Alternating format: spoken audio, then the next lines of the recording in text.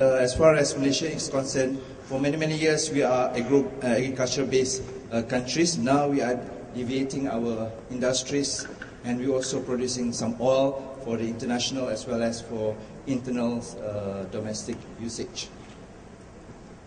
And in my summary or abstracts, I did mention that our country is considerably young, about 44 years of age, because we gained independence back in 1957, and the government has seriously developed the rural area.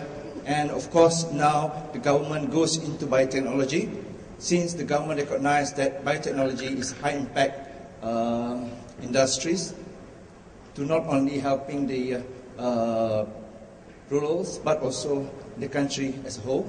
And as far as Malaysia is concerned, the most active institution to carry out research in biotechnology is the public university.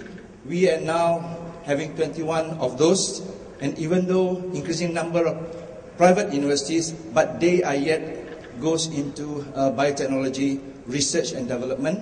And many initiatives as far as biotechnology is concerned is being carried out by the government, and at the moment the Ministry of Science, Technology and Innovation, or MOSTI, are the agencies that seriously looking into it, and they have established what we call Biotech Corporation to look upon every aspect of the biotechnology, and other ministries and state government is putting up money to support the activities, and we are hoping to pump in about $8 billion in years to come.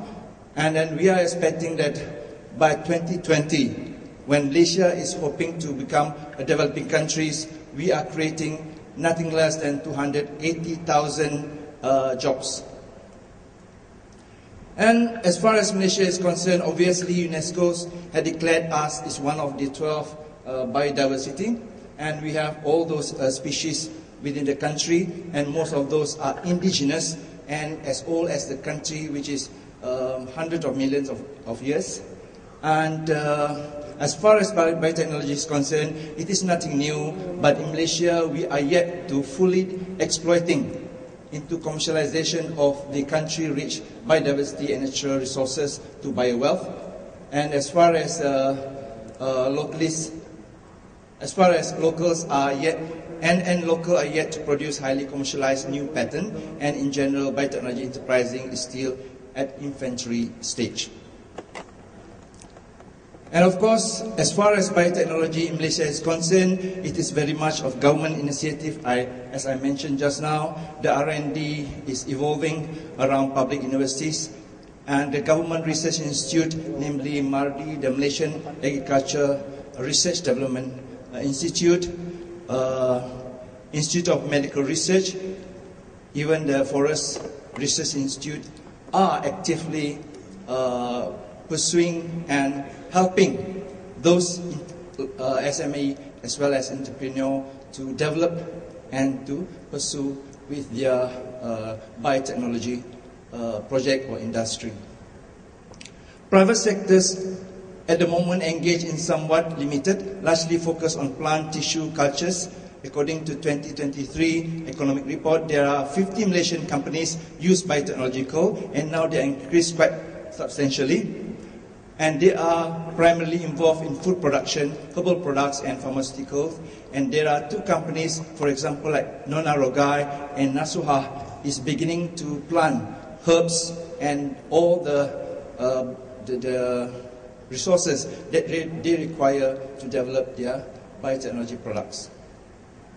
And it's considered small as far as the country is concerned, and many of the country bioresource, about 12,000 over species of flowering plant and over 1,000 species of ferns still there to be exploited. And Malaysia is now focusing on food, as I mentioned just now, because we are yet self-sustainable country as far as food is concerned, and Malaysia is rice-eating countries, and we are looking forward to improve the production for domestic consumption. And at the moment we are relying on neighboring countries like Thailand, Vietnam, and perhaps in very near future India as well. And in 2005, to drive our biotechnology activities in Malaysia, government has launched what we call national biotechnology policies, and there are 9 pillars of the trust, which is agriculture, healthcare, industry, R&D, human capital, financial infrastructure, etc., etc. And there are 3 main phases, and we just conclude the capital building. Prior to this, our scientists are focusing in various different areas, for example, like environment and agriculture. And now, obviously, as a country, a small country of 27 million, we are building up our human capacity as far as biotechnology is concerned. We are almost there, and we have enough PhDs, professors, and so on in universities as well as in government agencies. And now we are into science to business or lab to industry. And of course, along with the national biotechnology, the government, with the MOSI initiation, developed what we call knowledge resource for science and technology excellence. This is to collect all the scientists in various different fields, in agriculture, in environment, in biotechnology, engineering, so on and so forth. And I'm one of those lucky person to be part of this KRST, and we can always refer who's who as far as science and technology is concerned in the country. And there's NGO called MABIC. They are also supporting and provide us the development and progress of biotechnology in Malaysia. And Malaysia industry by 2012, this is a very recent report that in Singapore they are reporting this, and they have mentioned that the Malaysian biotechnology industry has reached the mark of 576 ringgit Malaysia, or about $180 in 2009, and is likely to grow to the by 60% in 2010 and 2012, which is beyond the capacity development. And the sector is likely to contribute a major share of domestic biotechnology market. In 2009, total revenue of BioNexus status company operating in industrial biotech sector reached the mark of 355 Malaysian ringgit, or US 111, which was an increase around 35% over 2008. The segment offers immense potential, mainly due to the fact that Malaysia has a large species varieties coupled with good investment pattern. As far as BioNexus is concerned, biotechnology identified those SME or in any industries which, with new technology, register to them, they give the status of biotechnology, and with that status, the government is giving them some initial grant. But now they change it into loan, and if the project is success, they turn that loan into grant. Prior to this, they just giving the grant, and some of the company is not serious enough to really develop the products. So the government thought now they change from grant to loan. So if the company is serious pursuing about it and come up with products, they then change the status of loan into grant, meaning that the company not necessarily to pay back the money that they are borrowing. And as far as Malaysia is concerned, one of the success story as far as agriculture and biotechnology is concerned is our palm oil. They had gone into biotechnology as early as middle 80s or late 80s. And beside palm oil is rubber. The two are the main commodities, and they provide revenues to the country. And now one of the latest so-called products they have is they have produced the PME as biocatalyst in the biofuels. And other than commodities like palm oil and rubber, Malaysia is one of the countries that now focus on genetic materials as well as conservation of our wildlife. One of those is the wild cattle. I think this species having, the family is having in India as well, and they have done very good biotechnology to breed them and to increase them in numbers. And along the line, they are planning to breed this with local and other species so that they can go into mass production.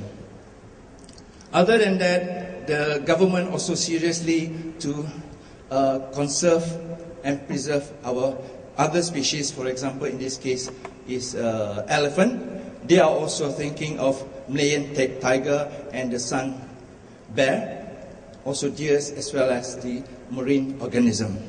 The turtles conservation and biotechnology had gone back many years, but the problem is with marine organisms is very difficult to keep them in captivity. However, the agencies in Malaysia had successfully breed the marine turtles in captivity and release it back to the nature. And the other things that biotechnology in Malaysia, they are hand in hand with environment. For example, like durian, one of our famous big tree or giant fruit, and I love it very much. For the last few years, they have cleared up the mangrove. By doing so, they are actually killing the bat, which pollinate the durian's flower, and therefore the durian quality is not good, or maybe had reduced in fruit production, and they are being picked up by the government agencies, especially the Malaysian Agriculture Research Institute. So they look into this, even the local government. And although by definition, tropical country can be divided into fruit season 2 in a year, but due to climate change, rain is almost every day. Sometimes coupled with typhoon and so on, flooded is become very rampant. And for the last few years, since 1987, we have haze that coming over from neighboring countries. Therefore, environment is always one of the agenda that we look upon to develop our biotechnology. Okay. And point to ponder, because fish is very interesting and providing food to many Asian in particular, and we found that marine fishes is decreasing in number, and therefore Malaysian government, especially the agencies called Fishery Department, they are looking into it to produce and to increase the inland aquaculture. And there are some statistics as far as the what they call it, the inland fishes is concerned. And today I would like to share what I personally had developed, not just in drug discovery, but some part of the biotechnology, because I work with this species.